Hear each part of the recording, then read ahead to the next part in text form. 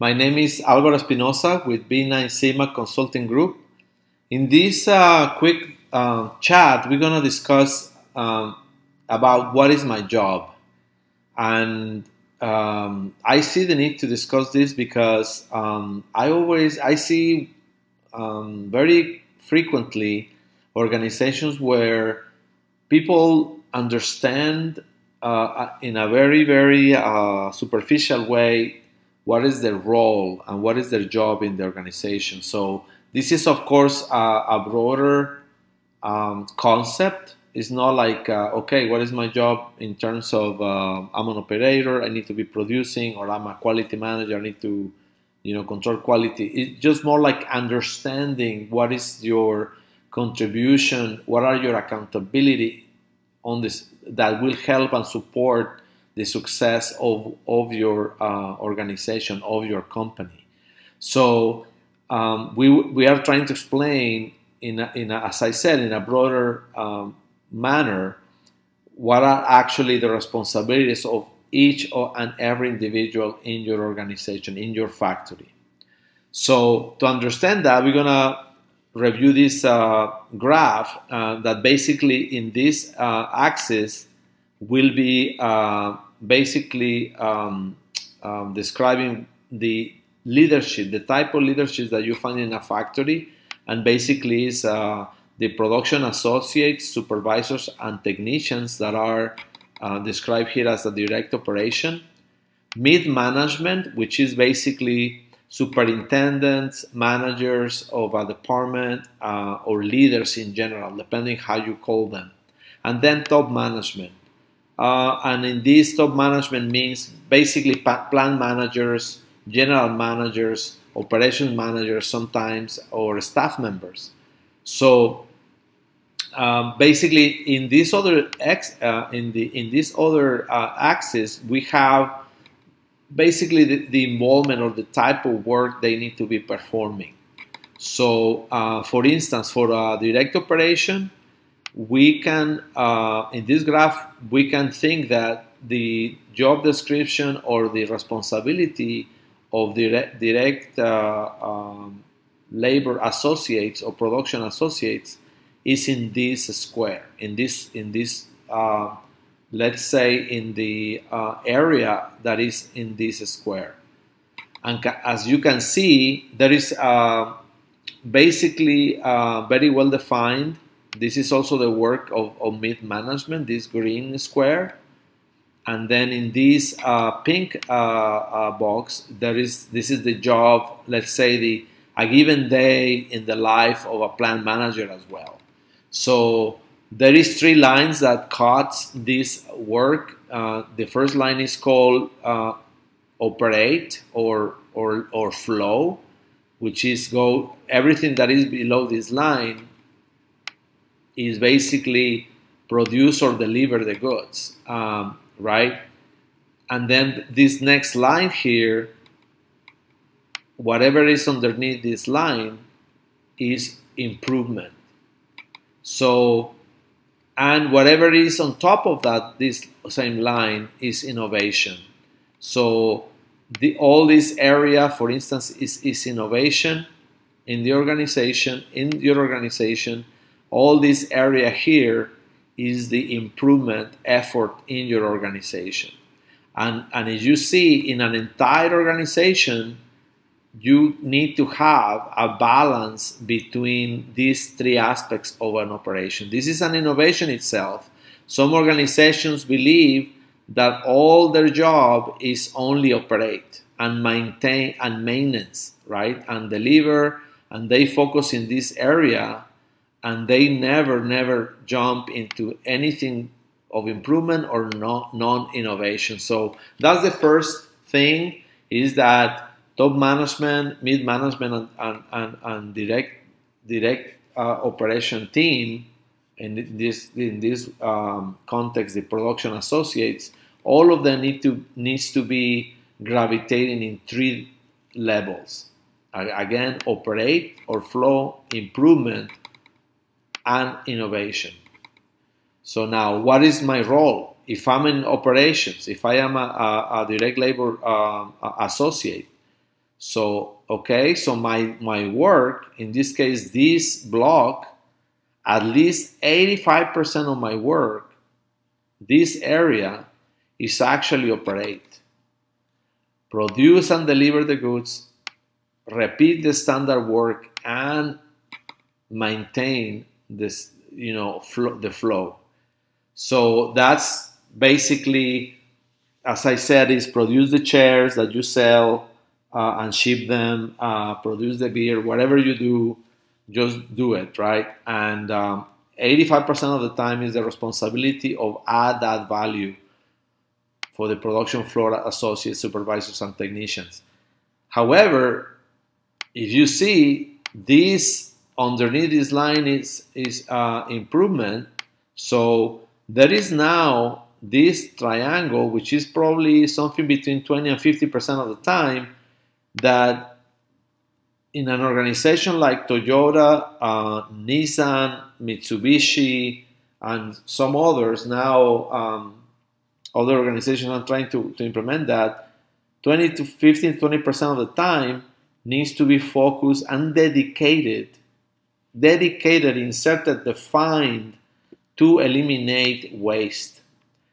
In other words, I've seen organizations where people they give them the 5 minutes of quality, right?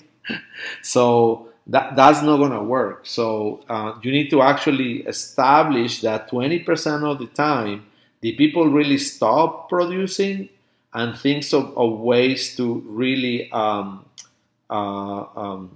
look for improvement. In other words, they need to be thinking how to improve their work.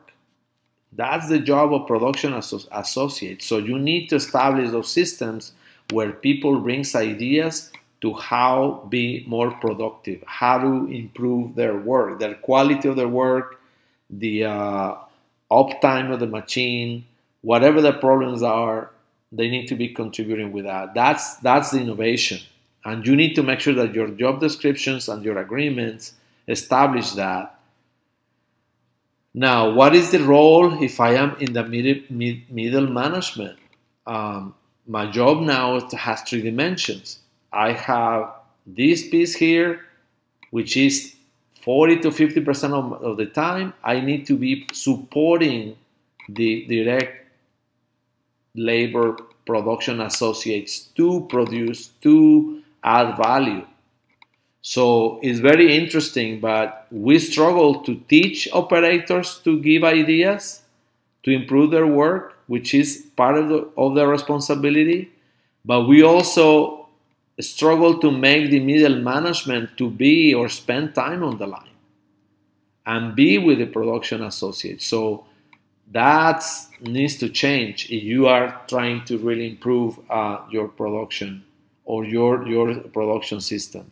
So they need to go and actually spend at least 4 hours, 5 hours of their time in the production line supporting the team.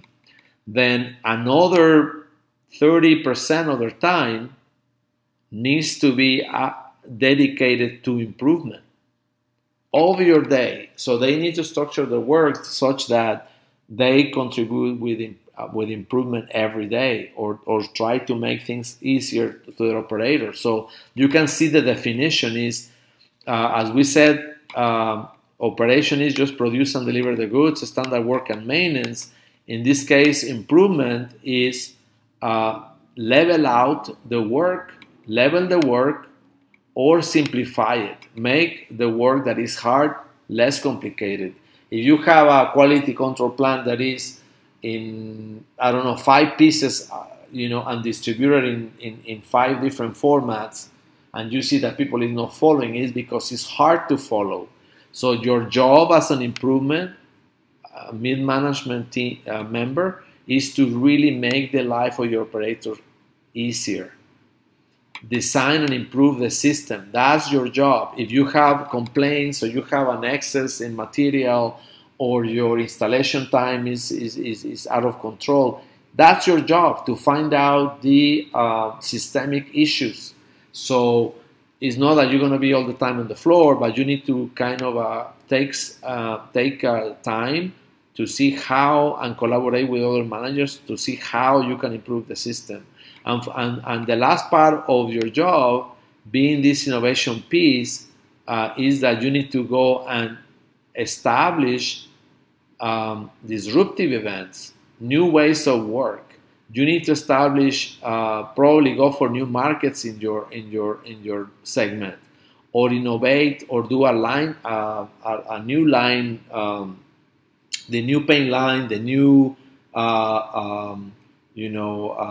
fastest machine, robotics, some automation, whatever is going to disrupt your industry or your plant. That's part of your job, to dedicate at least 10, 50%, 20% of your time in those projects that are going to advance your production system. So now you see some managers, I've seen some mid-management team that they are promoted because they are great operators, but the reason why they struggle is because nobody has ever coached them to instill improvement or instill innovation in their jobs. So that's basically the three dimensions that every job in the organization needs to have. And in case of top management, you also see that some plant managers are very isolated, or they are not understanding the depth of the work. So you need to see, like, for instance, from this area here, the biggest piece is innovation. They need to spend at least 40-50% of the time thinking in new ways or disruptive ways of working to really advance and improve either profitability, increase their top line, increase their market share. And sometimes, especially when people is promoted from being an operator, or they come from the mid-management levels, they struggle to understand that their job is basically really is going to has to do with sales as well, because it's new markets, new growth, and doing innovation and quantum leap jumps in your organization. And of course, this piece here is also has to do with improvement. So they need to support the team in those Kaizen events to improve the systems, to challenge the systems, to improve lead times, and as well eliminate murai, which is whatever is hard or whatever is not leveled or is standardized. They need to dedicate time for that, at least 20 to 30% of your time. And the last piece is also they need to go to the floor. They need to understand and connect with all the levels of the organization to support the operation. They need to ask for the hour by hour, understand the daily production numbers, walk the floor, talk to the operator, see what are the problems they're having. And that's also a problem that we see very, very frequently, is that plant managers don't dedicate any time to be in the production line, and they don't even know sometimes the technical challenges that their operation has. And they become, like, as I said, as a bankers, right? They're only in the desk, bring me the problems, I want to see them in my desk, and they never go and touch the facts on the line. So I hope this explanation can give you a new perspective on how to create an organization that is truly committed to change, truly committed to continuous improvement, and also committed to safety, which is also an area where we struggle in Mexico, in America, and Canada, where we really don't understand the condition of our workforce. We don't understand that there's some ergonomic problems, and we continue either hurting people or really not having acceptable or fair conditions in the workplace. So with this, if you follow these little guidelines and this way of understanding your job, I hope that's going to be changing and improve for the good of your company. So Thank you so much. We are Big9 Sigma, and we hope to see you soon in the next video. Thank you so much, and have a great day.